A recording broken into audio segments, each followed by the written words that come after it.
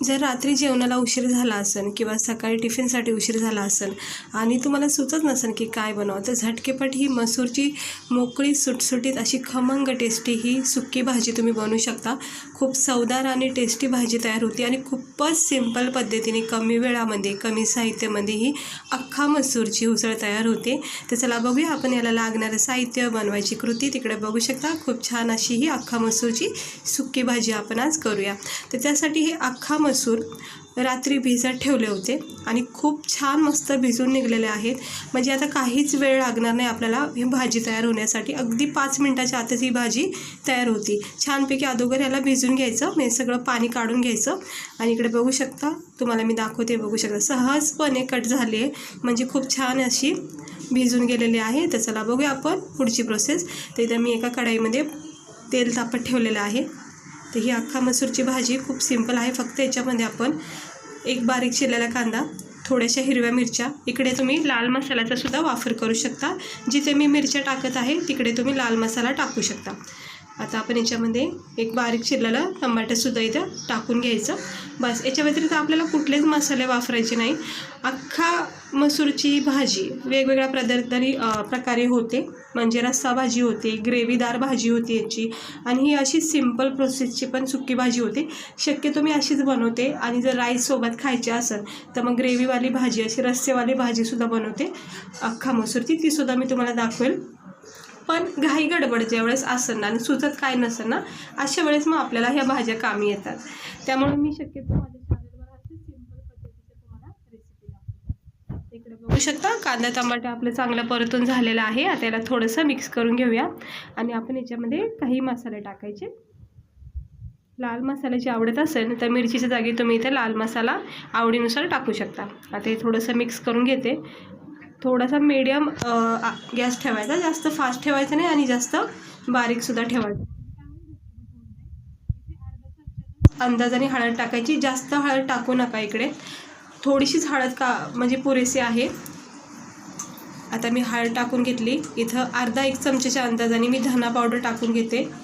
हे बघू शकता, धना पावडर टाकून घेतले। आता आपण याच्यामध्ये टाकून घेऊया 1 चमच्याच्या अंदाजाने हा गरम मसाला। गरम मसाला इतका छान टेस्टी असतो की कुठल्याही भाजीचा चांगला फ्लेवर येतो, काहीही असे स्पेशल मसाले न वापरता। जर गरम मसाला चांगला ब्रँडचा असेल ना तर खूप छान असा फ्लेवर येतो भाजीला। तर आता गरम मसाला टाकून घेतला, थोडंसं परतून झालं की मग आपण ही भिजवलेली जी अख्खा मसूर आहे ना, ह्याच्यातलं सर्व पाणी काढून आणि मग स्वच्छ धुवून हे असं याच्यामध्ये टाकून घ्यायचे आणि मग सर्व मसाल्यासोबत याला मिक्स करून घ्यायचं। आपण इकडे मीठ अजूनही टाकलेलं नाही आहे, मीठ आपण नंतर टाकणार आहोत।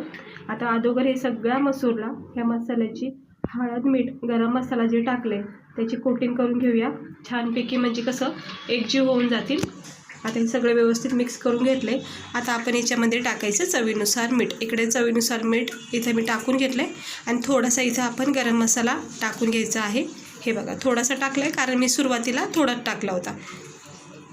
हे बघा, मस्त असं मिक्स करून घ्यायचं। खूप छान टेस्टी आणि मोकळी सुटसुटीत, अजिबातच चिकट अशी ही भाजी होत नाही, इतकी छान सुटसुटीत भाजी होती ना, खायला तर इतकी भारी वाटते, राईससोबत तर खूपच भारी वाटते।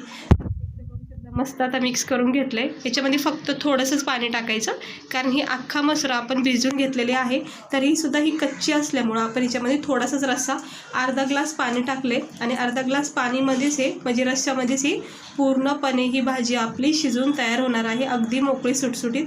हा सुद्धा रस्सा आहे हा कमी होऊन जाईल, ह्याच्यामध्येच पूर्ण अशी भाजी आपली तयार होते।